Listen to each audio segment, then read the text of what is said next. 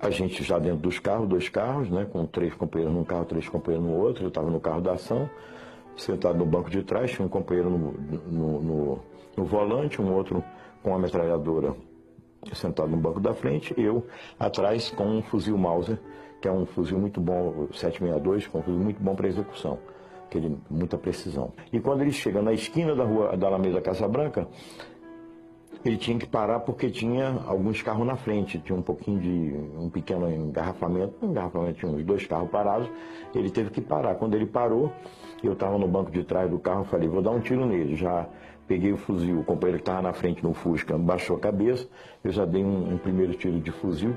Não acertei de cheio porque eu sou destro, eu atiro nessa posição. Como eu estava atrás no Fusca, eu tive que inverter e atirei assim. Então pegou de cabeça aqui no occipital dele, mas já começou a sangrar.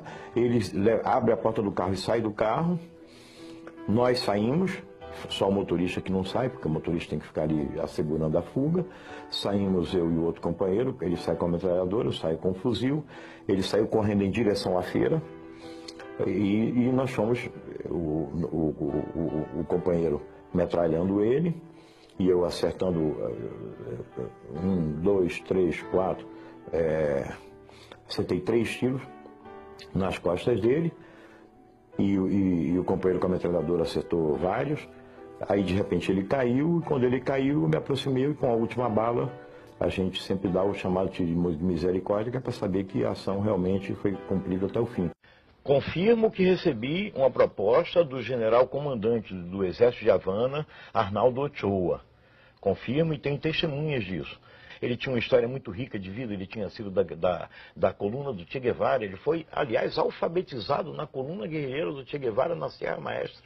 Um dia, exatamente, de noite, já bem tarde, já devia ser já um começo de madrugada, no quartel-general do Exército de Havana, ele me expõe. No mapa, ele me expõe um plano. Ele diz o seguinte, olha só, Clemente, se a gente pega aqui um barco, a gente sai de Cuba, a gente faz isso aqui, a gente consegue chegar na embocadura do Rio Amazonas sem ser detectado por ninguém, porque eu conheço os caminhos, eu já estive na Venezuela, você sabe disso, eu tenho como fazer isso. Esse barco, ele pode vir cheio com 100 combatentes cubanos, 100, uma centena, combatentes cubanos, armados até os dentes, sob o seu comando e o meu comando. Argel, Cuba, treinamento militar, 1 ano e meio. Não sei quanto tempo. Fiquei o treinamento todo e fiquei esperando lá o passaporte falso da organização para poder sair de Cuba.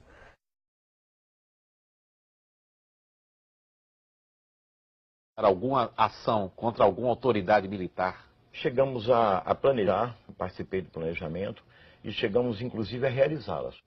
Ou o senhor nos acompanha ou a gente arranja a solução, porque eles estão nos cercando, mas nós estamos lhes cercando. O general falou, não, aqui hoje ninguém vai morrer. Eu falei, então nós vamos nos retirar tranquilamente, mas se algum tiro for disparado, a primeira rajada é no seu peito.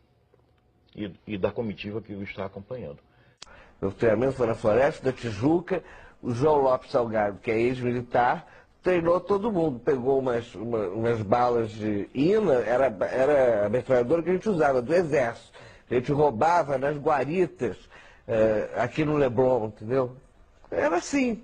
Guerra é guerra. Há um episódio polêmico na história da luta armada. Os chamados justiçamentos cometidos por guerrilheiros contra companheiros que eram suspeitos de terem cometido traições. Você participou no dia 23 de março de 71 da execução de um militante da LN, Márcio Leite de Toledo, que defendia uma pausa na luta armada e foi considerado inconfiável. Você participou diretamente da execução, então? Essa é uma informação que até hoje eu não dei. Essa é a informação que até hoje eu não dei. Porque você está perguntando, né? E na verdade verdadeira, eu acho que eu também não dei, porque também até hoje ninguém teve essa atitude de chegar e me perguntar diretamente. Participei sim da ação. A tiros, numa rua, no jardim, daqueles jardins lá de São Paulo, como você disse, no dia 23 de março de 1971. Foi um comando de 4 companheiros que participou, não fui eu sozinho. Os outros 6 estão mortos. Quando eu saí, eu não resisti. Eu disse para Miriam, se acontecer alguma coisa com algum de nós, eu volto aqui e te mato. Você nos denunciou. Aí ela ficou assim, não, Vera não, Ângela, né? Ângela, de jeito nenhum, não denunciei. Eu disse, é? Empresário dinamarquês radicado no Brasil, Henning Albert Boysen, foi executado na rua Barão de Capanema, nos Jardins, em São Paulo, na manhã do dia 15 de abril de 1971. Era presidente do grupo Ultragaz. Não era um inocente, um empresário, ele não foi justiçado simplesmente porque ele era um empresário. Ele foi justiçado porque ele era um quadro do sistema, ele era um quadro direto da repressão. E como tal, ele estava sujeito às sanções da guerra. Você matou o empresário Boysen? Eu participei da ação, eu dirigi a ação e fui o autor do tiro de misericórdia.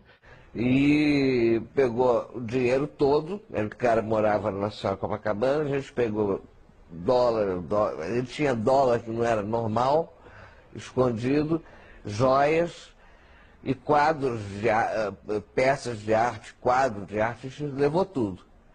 Em 69, antes do sequestro do embaixador americano, a gente muda a linha. E quem escreve essa linha sou eu e o Franklin Martins.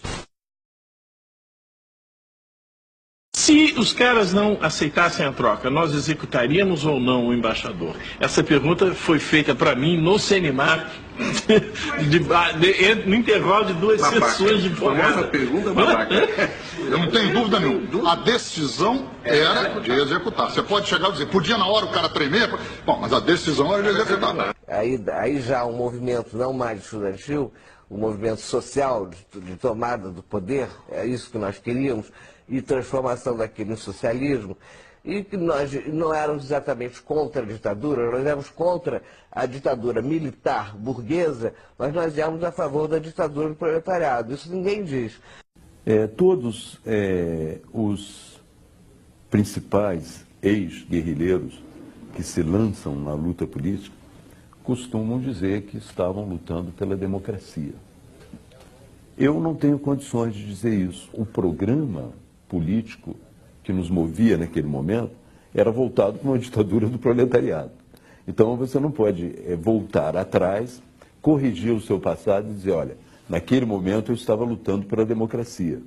A luta armada naquele período não estava visando a democracia. O caso de Cuba, por exemplo, o presidente da República comparou os presos políticos cubanos a delinquentes comuns de São Paulo, que é um equívoco. Cuba é uma ditadura, os presos políticos de Cuba estão resistindo com dignidade e mereciam um respeito do Brasil que o presidente não expressou. Eu não tenho nenhum sentimentalismo a respeito do passado nem a respeito de Cuba.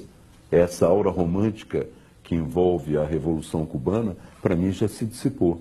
Hoje, eu continuo sendo um socialista, portanto de esquerda, né?